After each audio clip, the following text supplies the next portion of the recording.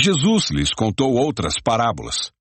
Disse ele: O reino dos céus pode ser ilustrado com a história de um rei que preparou um grande banquete de casamento para seu filho. Quando o banquete estava pronto, o rei enviou seus servos para avisar os convidados, mas todos se recusaram a vir. Então ele enviou outros servos para lhes dizer: Já preparei o banquete. Os bois e novilhos gordos foram abatidos, e tudo está pronto. Venham para a festa. Mas os convidados não lhes deram atenção e foram embora. Um para sua fazenda, outro para seus negócios. Outros ainda agarraram os mensageiros, os insultaram e os mataram. O rei ficou furioso e enviou seu exército para destruir os assassinos e queimar a cidade deles. Disse a seus servos: O banquete de casamento está pronto, e meus convidados não são dignos dessa honra. Agora saiam pelas esquinas e convidem todos que vocês encontrarem. Então os servos trouxeram todos que encontraram, tanto bons como maus, e o salão do banquete se encheu de convidados. Quando o rei entrou para recebê-los, notou um homem que não estava vestido de forma apropriada para um casamento e perguntou-lhe: Amigo, como é que você se apresenta sem a roupa de casamento? O homem não teve o que responder. Então o rei disse: Amarrem-lhe as mãos e os pés e lancem-no para fora, na escuridão, onde haverá choro e ranger de dentes. Pois muitos são chamados, mas poucos são escolhidos. Então os fariseus se reuniram para tramar um modo de levar Jesus a dizer algo que desse motivo para o prenderem.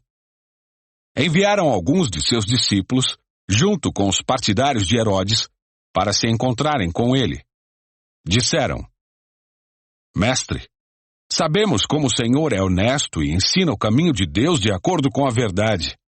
É imparcial e não demonstra favoritismo. Agora diga-nos o que o Senhor pensa a respeito disto. É certo pagar impostos a César ou não? Jesus, porém, sabia de sua má intenção e disse: Hipócritas, por que vocês tentam me apanhar numa armadilha?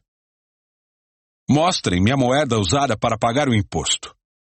Quando lhe deram uma moeda de prata, ele disse: De quem são a imagem e o título nela gravados? De César, responderam. Então deem a César o que pertence a César, e deem a Deus o que pertence a Deus, disse ele. Sua resposta os deixou admirados, e eles foram embora.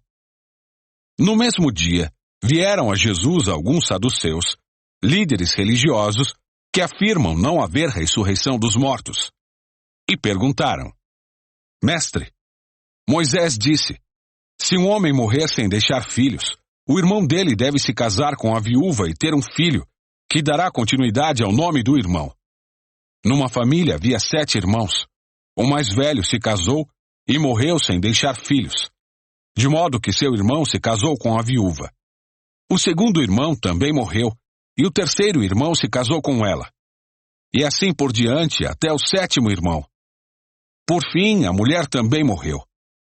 Diga-nos, de quem ela será esposa na ressurreição? Afinal, os 7 se casaram com ela. Jesus respondeu: O erro de vocês está em não conhecerem as Escrituras, nem o poder de Deus. Pois quando os mortos ressuscitarem, não se casarão nem se darão em casamento. Nesse sentido, serão como os anjos do céu. Agora, quanto a haver ressurreição dos mortos, vocês não leram a esse respeito nas Escrituras? Deus disse: Eu sou o Deus de Abraão, o Deus de Isaque e o Deus de Jacó.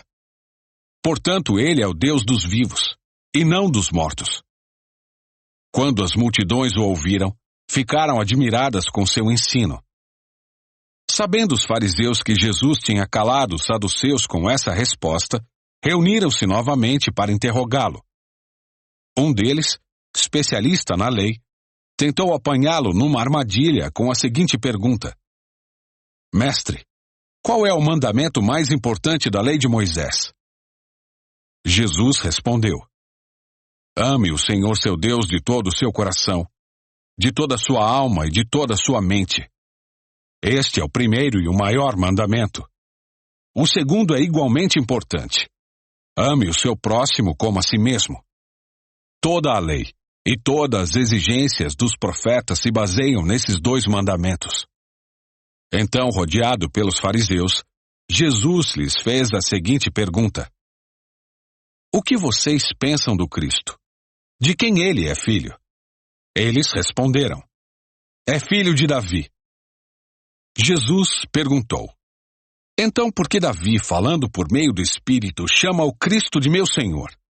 Pois Davi disse: O Senhor disse ao meu Senhor: Sente-se no lugar de honra à minha direita, até que eu humilhe seus inimigos debaixo de seus pés. Portanto, se Davi chamou o Cristo de meu Senhor, como ele pode ser filho de Davi? Ninguém conseguiu responder, e depois disso, não se atreveram a lhe fazer mais perguntas.